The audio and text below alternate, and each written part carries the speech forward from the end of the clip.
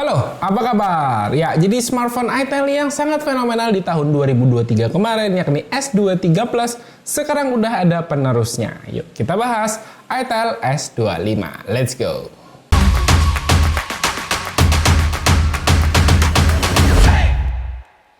Jadi di tahun 2023 kemarin, itel S23 Plus itu cukup bikin heboh ya, hadir dengan smartphone termurah yang udah menggunakan layar AMOLED dan juga yang model curve. Dan sekarang dia udah ada penerusnya, ada dua ya di tahun ini, yakni itel S25 dan juga S25 Ultra. Dan di video ini saya bakal bahas yang versi S25 dulu aja. Bukan itel ya kalau nggak ngasih harga yang terjangkau untuk smartphone mereka. Sampai video ini saya buat, saya belum tahu nih harga pasti dari itel S25 ini berapa ya. Coba tebak-tebakan dulu aja. Saya sih tebak mungkin kisaran harganya itu ada di 1,5 jutaan. Bisa turun sedikit atau bisa naik sedikit. Nah, kalian punya tebak nggak sih berapa harganya? Karena nanti ini tuh baru akan di launching di tanggal 8 apa 9 November ini. Dan first sale-nya itu nanti di tanggal 11. Coba komen ya. Menurut kalian berapa sih harga yang pantas buat itel S25 yang versi biasa ini? Komen di bawah. Oh ya, soal desain, menurut saya itel udah lebih berani dengan pakai desain yang meski itu nggak HP pertama ya yang menggunakan layout kamera seperti ini, tapi paling enggak ini tuh udah nggak kayak HP buah-buahan banget lah. Desain seperti ini menurut saya bikin HP-nya kelihatan elegan dan juga cakep. Untuk varian warna yang seperti ini di branding dengan nama Bromo Black. Jadi ada nama Gunung Bromonya. Ya, ini tuh branding untuk warna hitam di itel S25 yang bakal dijual di seluruh dunia. Mantep nih itel. Nah, selain desain yang elegan, sekarang itel S25 ini udah bawa peningkatan. Dia udah punya sertifikasi IP rating 54, jadi dia udah tahan sama cipratan air. Jadi kalau misalnya HP ini tuh nggak sengaja kena cipratan air hujan atau ketumpahan minum ya pas lagi makan, itu bakal udah aman banget. Layar sebagai salah satu nilai jual utama di itel S25 ini masih ya dengan panel AMOLED yang udah beresolusi Full HD. Dan kali ini untuk versi yang S25 biasa dia menggunakan layar yang flat. Beda dengan S25 Ultra yang meneruskan tradisi menggunakan layar curve.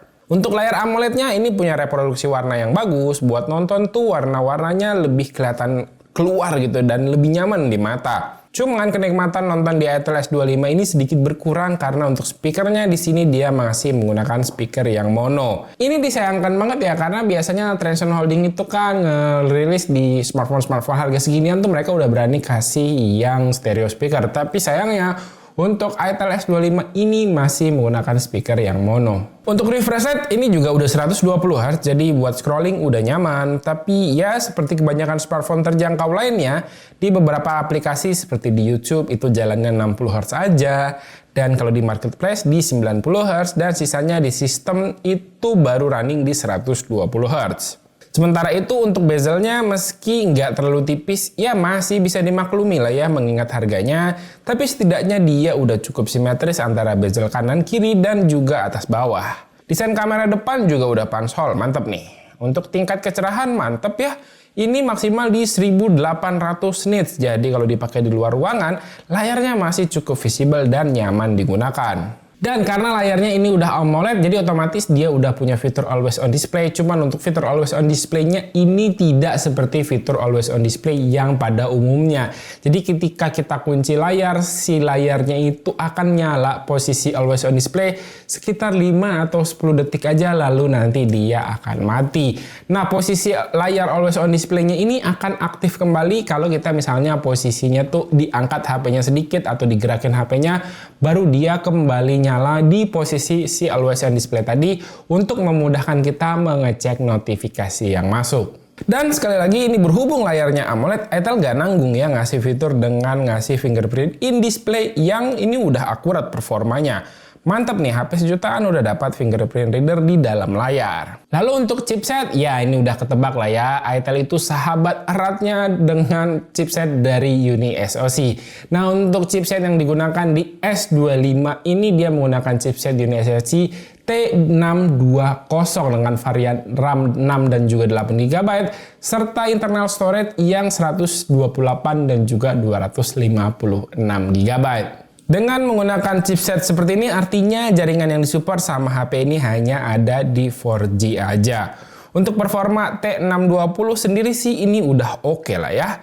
Nah, buat kalian yang suka nanya nih, memorinya eMMC atau UFS bang? Nah, dari hasil tes memori atau storage test dari Itel S25 ini dia udah menggunakan memori UFS. Cuman tipenya ini UFS kepala 2 ya pastinya, tapi saya kurang tahu juga apakah 2.0, 2.1 atau 2.2. Berdasarkan skor tesnya ini pokoknya dia menggunakan UFS. Di sini tidak ada informasi pasti angkanya atau yang mana 2.1, 2.2 atau 2.0 tadi. Yang jelas ini udah menggunakan yang versi UFS 2 titik sekian. Pokoknya yang jelas di sini udah mantap performanya, buka tutup aplikasi, berpindah antar aplikasi ini udah berasa gesit di Itel S25. Lalu dari percobaan saya nyobain 2 game yakni IFC Mobile bisa dapat grafik medium dan frame rate high. Dengan mode performance di fitur iBoost-nya di Itel ini saya aktifkan. Dan ternyata kenceng nih performanya, bisa dapat rata-rata 49 fps di game IFC Mobile. Dan PUBG Mobile mantap, udah kebuka settingan Smooth Ultra dan bisa dapat 39-40 fps dengan sangat stabil. Cuman dengan menu high performance yang diaktifkan ini di HP-nya jadi berasa lumayan anget, terutama di bagian layarnya nih, anget banget. Untuk kamera seperti biasa ya, kalau traction holding itu menggunakan kamera belakang kelihatannya ada 2 atau ada 3, tapi yang sebenarnya di sini itu cuman ada 1 aja, yang mana dia menggunakan kamera utama 50 megapiksel dan juga kamera depan itu di 32 megapiksel. Setelah saya coba ternyata hasilnya cukup bagus, cukup eye pleasing hasilnya. Terlihat tajam walau secara warna ini kelihatan lebih vibrant dibandingkan dengan kondisi yang realnya. Dynamic range yang juga cukup aja. Paling yang kurang oke itu ada pada waktu processingnya yang cukup lama. Jadi harus pastiin dulu jangan bergerak sebelum processingnya ini selesai, karena kalau enggak itu gambarnya bakalan blur. Untuk perekaman kamera belakang Itel S25 yang di resolusi 2K 30 fps. Untuk resolusi dia semua di 30 fps, maksud saya di frame rate-nya, cuma resolusinya bisa diganti-ganti 720, 2K dan 1080. Untuk stabilisasi ya ini agak kurangnya karena emang nggak ada OIS-nya, dan untuk warna ini agak susah ya karena emang langit tuh agak mendung ya, jadi nggak kelihatan untuk dynamic range-nya seperti apa. Oke, ini untuk kualitasnya secara warna sih oke ya. Ya, seperti ini untuk kamera belakangnya. Saya pindah ke kamera depan. Oke, ini untuk kamera depan 2K 30 juga. Ini di belakang mendung ya. Abu-abu gitu aja si langitnya. Matahari ada di sana, coba kita lihat.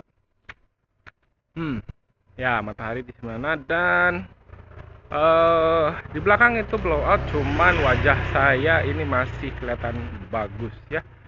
Kamera depan bagus, cuman memang untuk stabilisasinya aja yang ya udah gitu seperti ini.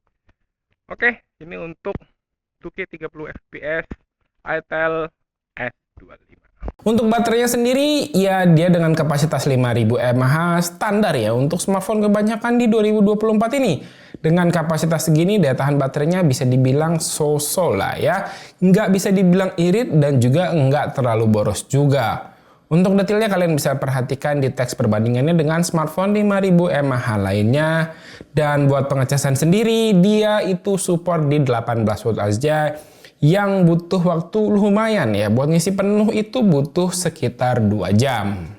Dan terakhir ini peningkatan yang paling berasa ya di Itel S25 ini. Mantep nih buat Itel, dimana mereka berani menjanjikan untuk ngasih 1 kali update di si Itel S25 ini. Karena kan biasanya Itel itu hanya ngasih security patch update doang. Jadi sekarang Itel S24 ini jalan di Android 14 dan nanti bakal dapat kedepannya itu sampai dengan Android 15. Ini tuh satu komitmen yang harus diacungi jempol untuk Itel.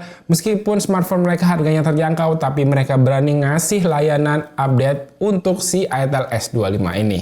Selain itu, untuk fitur udah saya sebutkan di awal, kayak IP rating tadi ada, lainnya di S25 ini tergolong lengkap. NFC, terus ada juga air blaster yang bisa buat remote di area belakang sini, dan juga ada bypass charging buat yang suka main game sambil nyolok charger. Oke, itu dia tadi pengalaman saya menggunakan itel S25 ini kurang lebih selama 5 harian ke belakang lah ya. Dan kalau kita bicara tebak-tebakan harga, kalau misalnya dijual di range harga 1,5 jutaan, ya naik-naik dikit mungkin 1,6 lah atau 1,7. Menurut saya ini masih oke banget. Terlebih kalau harganya bisa di bawah 1,5 juta, itu auto buy deh pokoknya. Tapi nanti kita bakal lihat lah ya di harga launching, harga resminya itu berapa. Oke, segini dulu ya untuk video kali ini. Terima kasih buat yang udah nonton. Silahkan like dan share video ini jika menurut kalian video ini bermanfaat. Dan ini pamit, sampai jumpa di video berikutnya. Bye-bye.